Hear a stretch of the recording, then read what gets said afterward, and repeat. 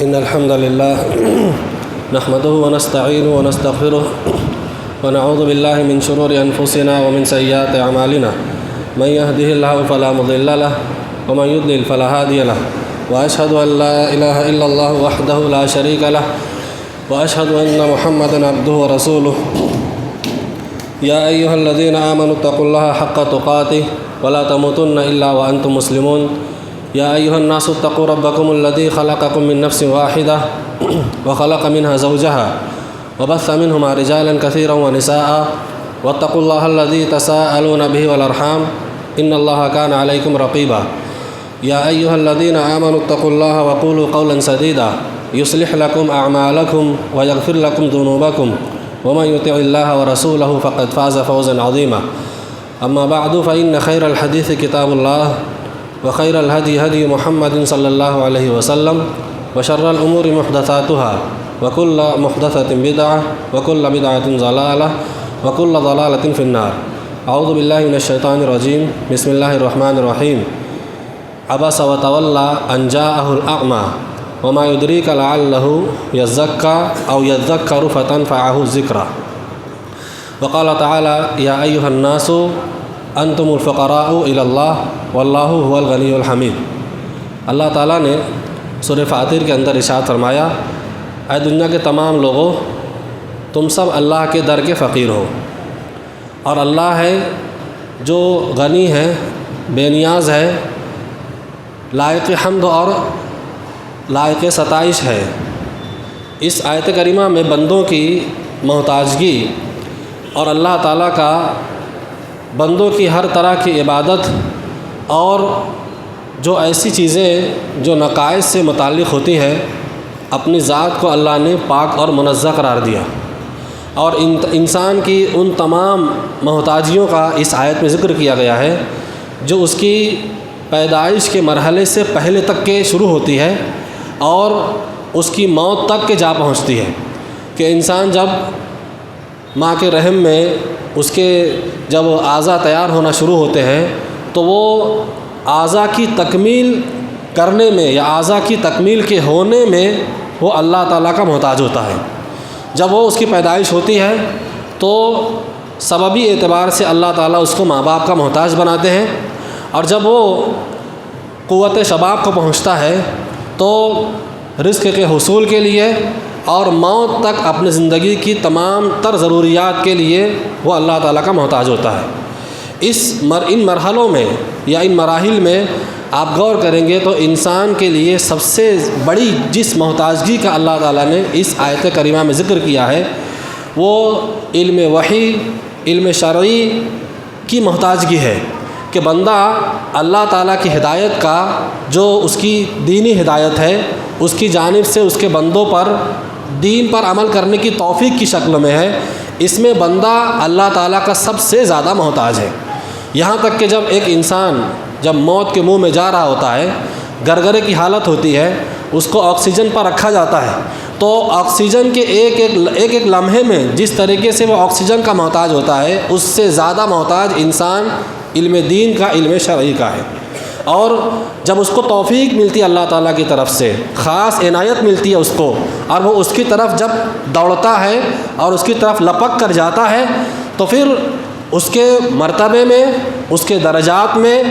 مسلسل اضافہ ہوتا ہے اور وہ اللہ تعالیٰ کی بے پایہ رحمت کا اس کی شفقت کا دنیا اور آخرت میں دونوں جگہوں پہ مستحق ٹھہرتا ہے۔ اللہ تعالیٰ نے اس تناظر میں جو میں نے آخری بات بیان کی کہ اگر آدمی علم شرعی کی طرف لپکتا ہے اور اس کی مجلس سے اپنے آپ کو جوڑتا ہے اہل علم کے یہاں بیٹھ کر زانو تلمذ اختیار کر کے علم کو حاصل کرتا ہے تو اس کا یہ عمل صرف وہاں جا کے بیٹھنا علم کا سیکھنا اس کو بے پایہ رحمت کا مستحق بناتا ہے۔ اللہ تعالیٰ نے اس تناظر میں قرآن میں کئی واقعات کا ذکر کیا ہے اور کئی اہم باتیں اس تناظر میں ذکر کی ہیں۔ اس میں سے ایک میں نے چند آیتیں سورہ عبس کے ابتدا سے پڑھی ہے کہ اللہ تعالیٰ نے اس آیت کریمہ میں نبی کریم صلی اللہ علیہ وسلم کا دو لوگوں کے ساتھ ایک واقعے کا تذکرہ کیا ہے جو علم کے حصول کے تناظر میں کہ نبی کریم صلی اللہ علیہ وسلم ایک مرتبہ بیٹھے ہوئے تھے کہ آپ کے پاس میں قریش کا کوئی سردار تھا اور اسی وقت میں نبی کریم صلی اللہ علیہ وسلم کے ایک صحابی ابن ام مکتوم رضی اللہ عنہ تشریف لائے، اور صورتحال یہ تھی کہ یہ جو ابن ام مکتوم تھے یہ نبی صلی اللہ علیہ وسلم سے کچھ سوال کرنا چاہتے تھے تاکہ وہ اپنی اصلاح کر سکیں اور اللہ کے نبی صلی اللہ علیہ وسلم سے کچھ علم حاصل کر سکیں۔ تو رسول اللہ صلی اللہ علیہ وسلم نے ان کی طرف عدم توجہی فرمائی۔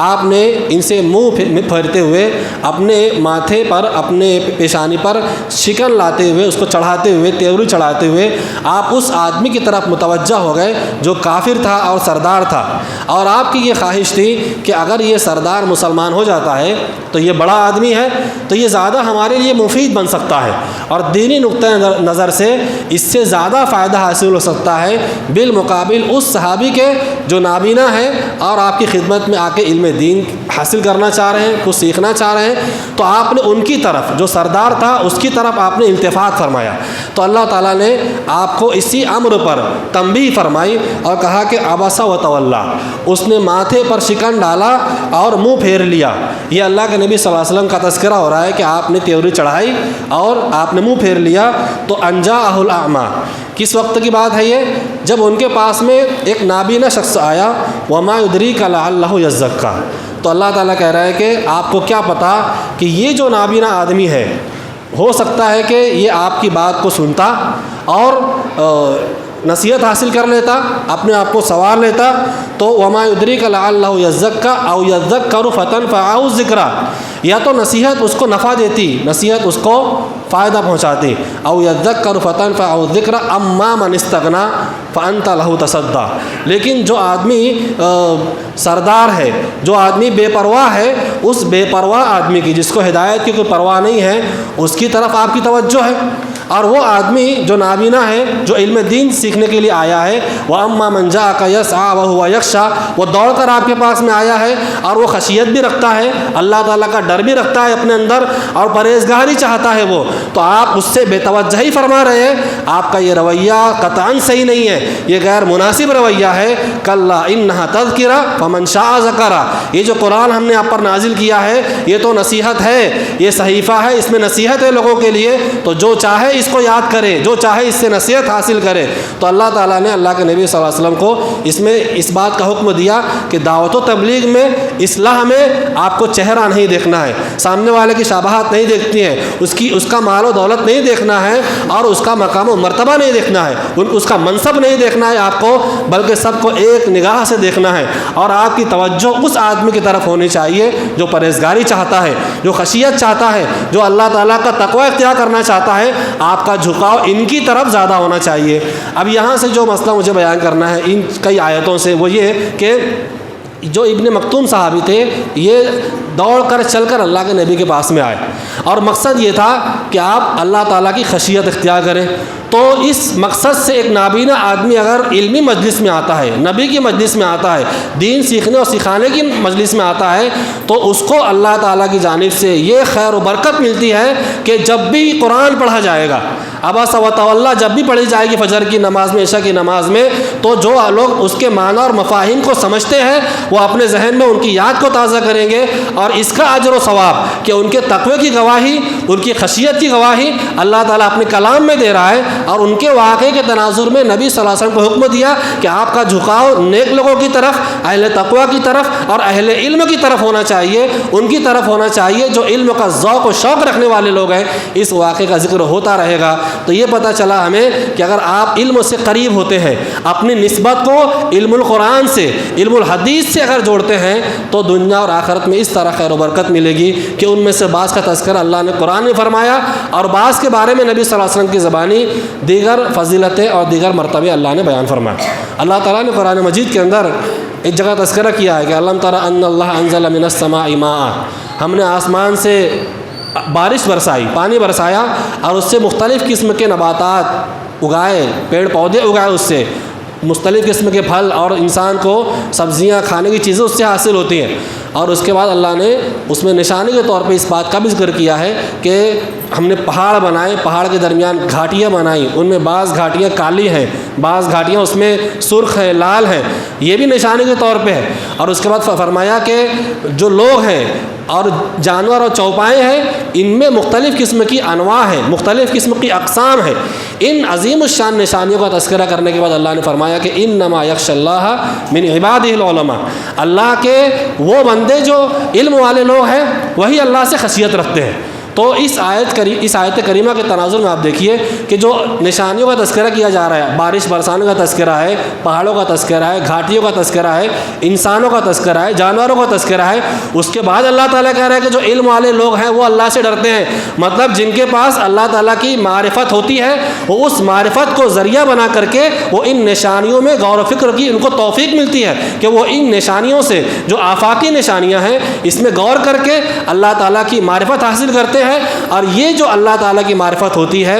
یہ معرفت ان کے اندر اللہ تعالیٰ کی خشیت کو پیدا کرتی ہے، اور یہ جو معرفت ہے اللہ تعالیٰ کی یہ اللہ سے ملاقات کے لیے تیاری کا جذبہ ان کے اندر پیدا کرتی ہے، ان کے اندر بیداری پیدا کرتی ہے۔ اس سے یہ معلوم ہوا کہ جتنا بندے کے اندر اللہ تعالیٰ کی معرفت ہوگی، معرفت کا جتنا علم ہوگا اتنا ہی وہ اللہ تعالیٰ سے قریب ہوگا۔ آپ جانتے ہیں کہ دنیا کے تمام علوم میں سب سے زیادہ جو برکت والا خیر والا علم ہے اللہ تعالیٰ کی توحید کا علم ہے، لیکن توحید میں ایک علم ایسا ہے جو توحید کے بھی علوم کا سردار ہے اور وہ سب سے زیادہ اعلیٰ اور سب سے زیادہ اشرف علم ہے۔ وہ علم کیا ہے جس کا اشارے میں اس آیت میں ذکر کیا گیا؟ وہ اللہ تعالیٰ کے اسماء اور اس کی صفات کا، اس کے ناموں کی معرفت کا علم ہے کہ توحید کا علم سب سے اعلیٰ و اشرف ہے۔ اس علم میں سب سے اعلیٰ اور اشرف اللہ تعالیٰ کے ناموں اور اس کی صفات کی فقہ اور اس کی معرفت کا علم ہے کہ جتنا اس کو اللہ تعالیٰ کے ناموں کے سلسلے میں، اس کی ذات کے سلسلے میں، اس کی صفات کے سلسلے میں بندے کو علم ہوتا ہے اتنی خشیت پیدا ہوتی ہے اور اتنا تقویٰ پیدا ہوتا ہے۔ تو یہ بھی معلوم ہو رہا ہے یہاں سے کہ اگر بندہ چاہتا ہے کہ اس کے اندر تقویٰ پیدا ہو جائے،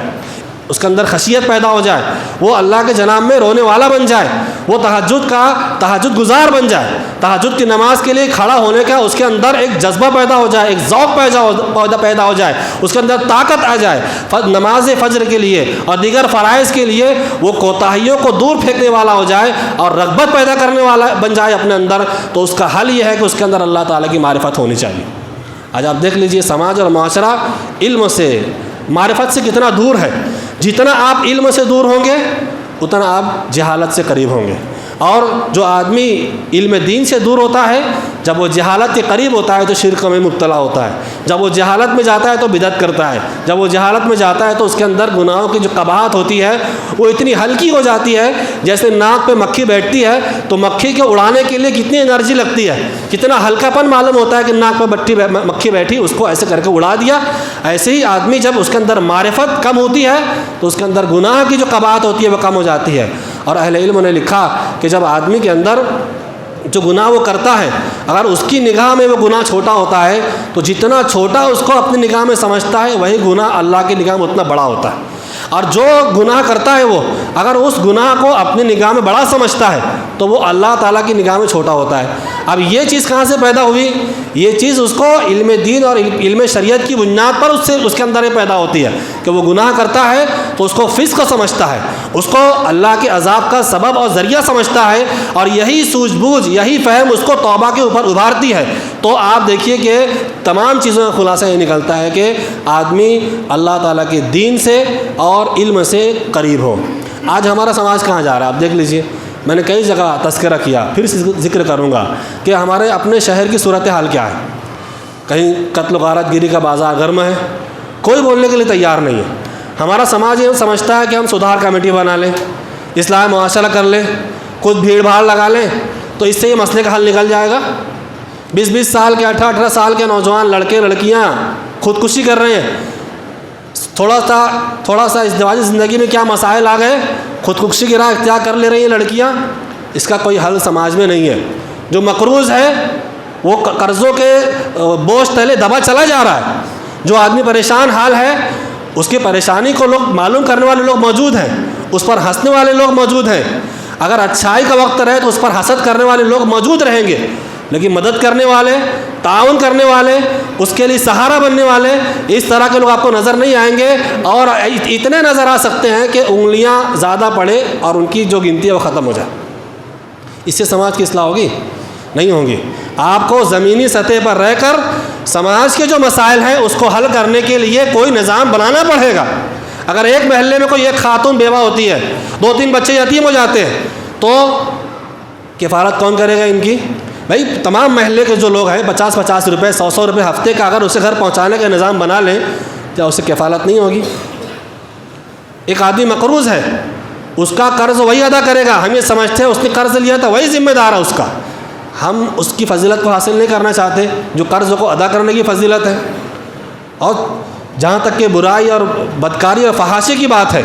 تو معاملہ کہیں یہیں تک محدود نہیں ہے کہ لوگوں کے اندرونی معاملات کو میڈیا پہ آ کے بیان کر رہے ہیں، اس کو سیاسی جھگڑا بنائے ہوئے ہیں، اس کو سیاسی رنگ دیے ہوئے ہیں۔ صرف یہاں تک کے معاملہ نہیں ہے، بلکہ شہر کی صورتحال اس مقام تک پہنچ چکی ہے کہ نوجوان آج نشہ کے ایسے عادی ہو چکے ہیں کہ آپ دیکھیں گے تو آپ کو حیرت ہوگی کہ 12-13 سال 15 سال کی عمر میں کون نوجوان نشہ کرتا۔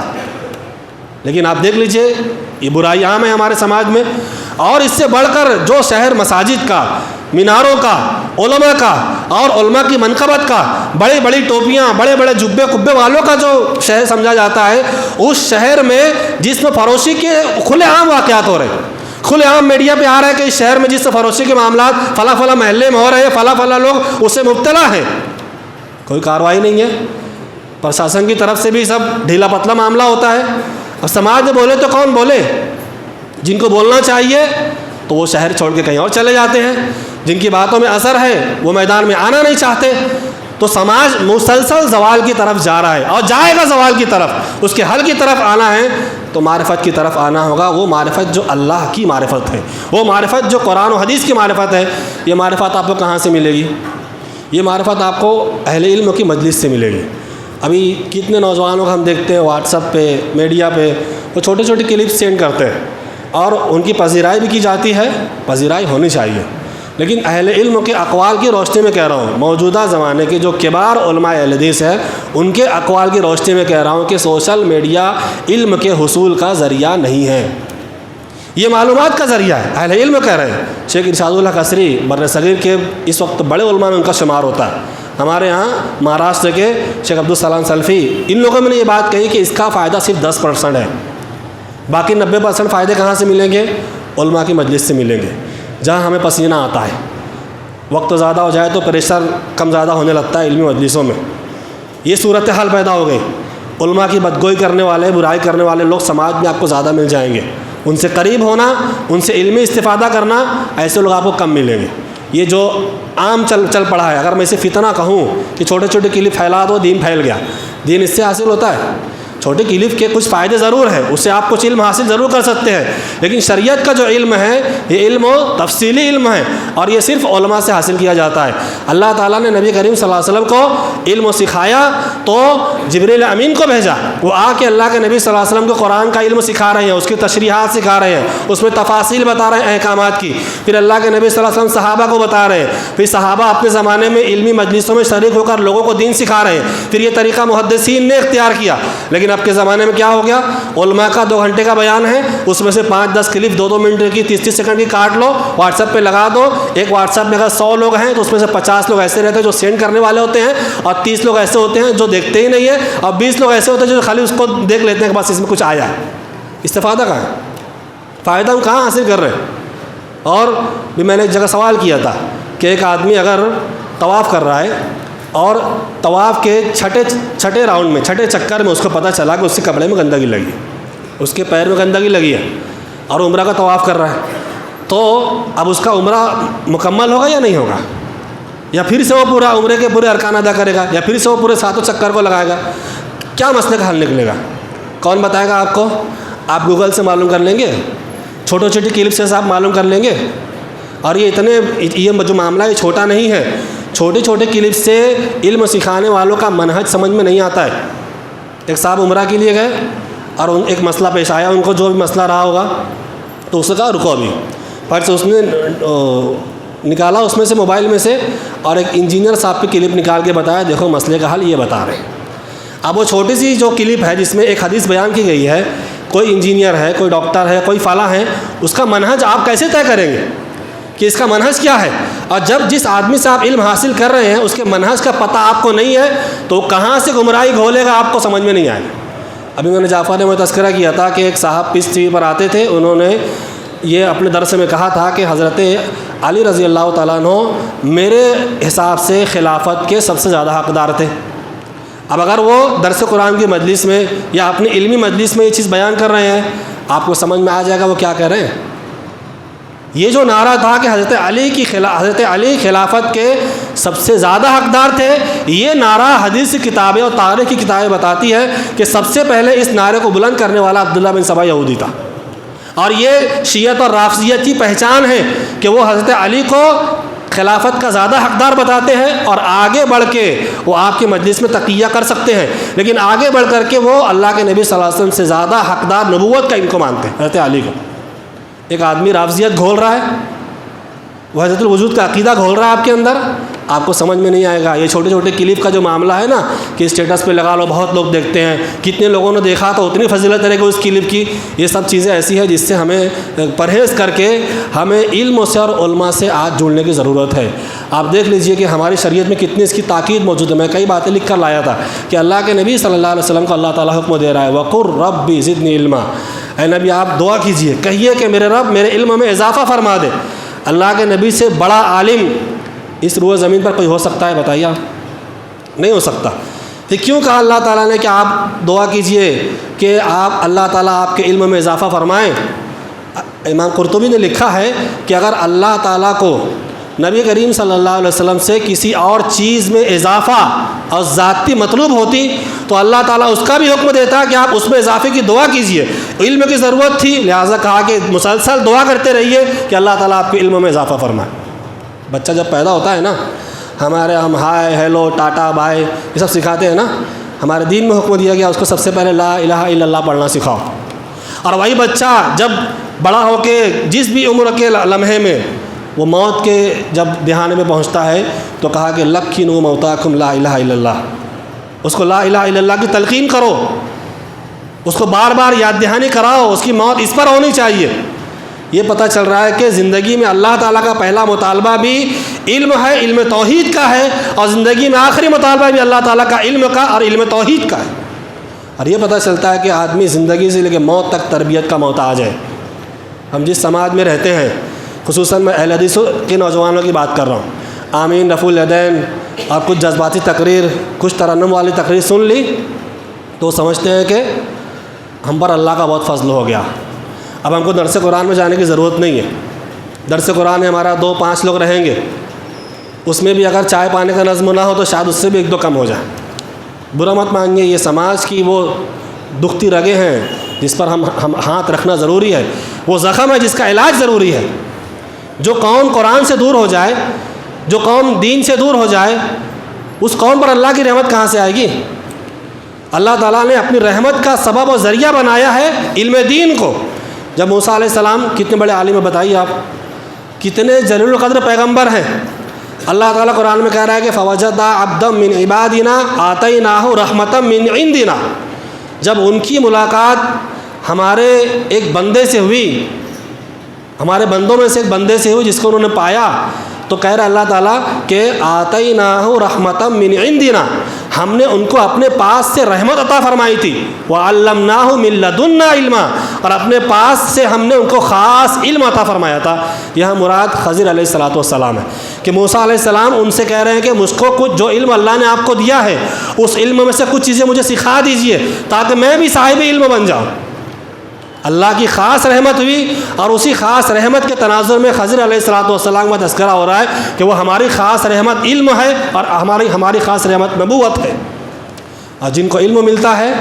عمل کی توفیق ملتی ہے، علم اور عمل کو وہ جمع کرتے ہیں، اللہ تعالیٰ کا وعدہ ہے کہ دنیا اور آخرت دونوں جگہ اللہ تعالیٰ ان کے درجات کو بلند کرے گا۔ اللہ نے فرمایا یرفع اللہ الذین آمنوا منکم والذین اوتوا العلم درجات، کہ اللہ تم میں سے ان لوگوں کے درجات کو بلند کرے گا جو ایمان لاتے ہیں اور جن کو علم دیا گیا۔ علم خاص اللہ کی عطا ہے، اسی لیے کہا اوتوا العلم، جن کو علم دیا گیا۔ ابن عباس کہتے ہیں جو ایمان اور عمل صالح دونوں کو ایک ساتھ جمع کرتے ہیں۔ ابھی پتہ چل جائے کہ ہائی وے کی ایک مسجد میں ایک بڑے عالم کا خطبہ ہے، تو ہمارے نوجوان جھوک در جھوک وہاں جائیں گے کہ وہاں فلاں عالم آئے ہوئے، ان کا خطبہ سننا ہے ہمیں۔ وہاں نماز پڑھنے کی جگہ نہیں رہے گی، وضو خانے میں سیڑھی پہ نماز پڑھیں، کچھ لوگ کی نماز بھی چھوٹ جاتی ہے، لیکن وہ خطبہ سننے وہاں جائیں گے۔ پھر نتیجہ یہ نکلتا ہے عصر کی نماز میں کہ عصر کی نماز میں وہی سارے لوگ عصر کی نماز میں سوئے رہتے ہیں۔ حدیث میں ہے، بخاری کی روایت ہے، ایک آدمی اگر ایک وقت کی نماز عصر کی چھوڑتا ہے تو اس کے سارے نیک اعمال برباد ہو جاتے ہیں۔ اس کی تشریح میں اہل علم نے لکھا کہ اس کا صحیح معنی یہ ہے کہ اگر کوئی آدمی ایک عصر کی نماز چھوڑتا ہے تو 24 گھنٹے میں جتنا بھی عمل کرتا ہے سب برباد ہو جاتے ہیں۔ ابھی آپ جمعہ کی خطبہ سننے کے لیے وہاں گئے اور آپ نے عصر نہیں پڑھی تو وہ خطبے کا ثواب محفوظ رہا آپ کا؟ پھر آپ کا یہ جذبہ کس کام کا رہا؟ جو علم، جو خطبہ،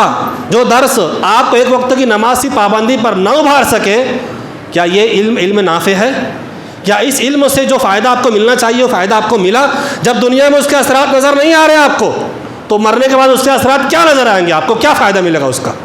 تو ایسا علم جو خشیت پیدا نہ کر سکے، ایسا علم جس کے ذریعے سے آپ اللہ کا تقوی حاصل نہ کر سکے، یہ علم نافع نہیں ہے۔ جب دنیا میں نفع بخش نہیں ہے تو آخرت میں نفع بخش کیسے ہوگا؟ دنیا اور آخرت میں اللہ کا کرم چاہیے، اگر علم سے جوڑیے اپنے آپ کو۔ اللہ تعالیٰ فرماتا ہے اقرأ بسم ربک الذی خلق، کبھی گہرائی کے ساتھ پڑھیے ان آیتوں کو کہ پڑھیے آپ اپنے رب کے نام سے جس نے آپ کو پیدا کیا۔ پھر آگے کہا اقرأ وربک الاکرم، پڑھیے اپنے رب کے نام سے جو کریم ہے۔ پہلے اقرأ کو اللہ نے تخلیق کے ساتھ ذکر کیا، جس سے یہ بتانا مقصود ہے کہ ہمارا تمہاری جو پیدائش ہے، ہم نے تم کو جو پیدا کیا ہے، اس کا اصل مقصد یہ ہے کہ تم علم دین حاصل کرو۔ اور دوسری مرتبہ اللہ نے اقرأ کو اپنے کرم کے ساتھ ذکر کیا کہ پڑھ، تیرا رب بڑا کریم ہے۔ اس سے علماء نے بتایا کہ دنیا اور آخرت میں اگر اللہ تعالیٰ کی مہربانی چاہیے، اس کا کرم چاہیے، اگر علم سے رشتہ مضبوط کیجیے اپنا۔ کئی ایک مثالیں تھیں، میں 1-2 منٹ میں 2-3 باتیں بیان کر کے ختم کرتا ہوں کہ امام بخاری رحمہ اللہ، ان کے 3 واقعات کا میں تذکرہ کرنا چاہتا ہوں۔ ایک واقعہ یہ ہے کہ امام بخاری رحمہ اللہ ایک مرتبہ کسی کے یہاں مہمان ہوئے، اور مہمان کا یہ بیان ہے کہ میں نے دیکھا کہ امام صاحب ایک رات میں 14 مرتبہ اٹھے، اور ان کی عادت تھی کہ اپنے بازو میں وہ دوات اور جو صفحہ ہوتا ہے کاغذ وہ لے کر سوتے تھے۔ جب بھی رات میں حدیث کے متعلق کوئی بات یاد آتی، کسی راوی کے متعلق یا کوئی نقطہ یاد آتا، اس کو فوراً لکھ لیتے تھے۔ کہا کہ 14 مرتبہ امام صاحب اٹھے۔ کس کے لیے اٹھ رہے ہیں؟ دین کو نوٹ کرنے کے لیے۔ اگر ہمارے سماج میں کسی آدمی کو رات میں نیند نہ آئے تو دن بھر دوستوں میں ڈھنڈورا پیٹتا ہے کہ آج رات مجھے نیند نہیں، آج رات مجھے نیند نہیں آئی۔ علم دین کی خدمت دیکھیے، امام بخاری پوری رات سو نہیں رہے ہیں، 14 مرتبہ اٹھ رہے ہیں۔ اس کے بعد ایک دوسرا بیان ان کے بارے میں کہ ایک مرتبہ کوئی بیماری لاحق ہو گئی تو طبیب نے کہا کہ کارورا لاؤ۔ ہمارا جو خون پیشاب چیک کرتے ہیں نا لیبارٹری میں، یہ طریقہ ہے ہمارے، پیشاب دینا پڑتا ہے، خون دینا پڑتا ہے۔ ان کے یہاں طریقہ یہ ہوتا تھا کہ وہ جو برتن ہوتا تھا پیشاب کرنے والا، اسے کارورا کہتے تھے۔ کہا کارورا لاؤ، اس میں لایا گیا کارورا۔ تو جب امام صاحب نے پیشاب کیا اس میں اور طبیب نے چیک کیا تو اس طبیب کا بیان ہے کہ اس آدمی نے، امام بخاری نے برسوں سے صرف سوکھی روٹی پہ اکتفا کیا۔ جب سماج سے آپ کا معاملہ ہوا، جو لوگ جتنے نیک ہوتے ہیں، دیندار ہوتے ہیں، آزمائش سخت ہوتی ہے۔ سلاطین نے کہا کہ آپ ہمارے گھر پر آئیں اور ہمارے بچوں کو ٹیوشن پڑھائیں، ان کو دین کی تعلیم آپ کو ہمارے محل میں دینا پڑے گی۔ آپ نے انکار کر دیا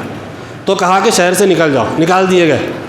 ایسے کئی جگہ سے نکالے گئے۔ امام ذہبی نے ذکر کیا ہے کہ جب امام بخاری کی موت ہوئی تو وہ صحیفہ، دوات، قلم ولم لے کے کئی راستے سے جا رہے تھے، اور راستے میں سڑک کے کنارے ایک جگہ آپ